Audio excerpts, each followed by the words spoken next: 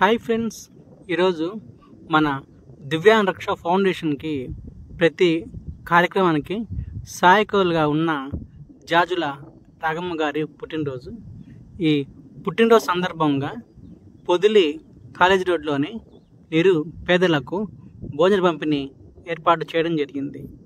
జాజుల రాగమ్మ గారు ప్రతి కార్యక్రమానికి మాకు తోడు ఉంటున్నందుకు దివ్యాంగ్ రక్ష ఫౌండేషన్ తరఫున పేదలకు భోజనం అందిస్తున్నందుకు ఈ భోజనం అందుకున్న పేదల తరపున నిండు నూరేళ్ళు సంతోషంగా ఉండాలని మనస్ఫూర్తిగా కోరుకుంటూ ఉన్నాను.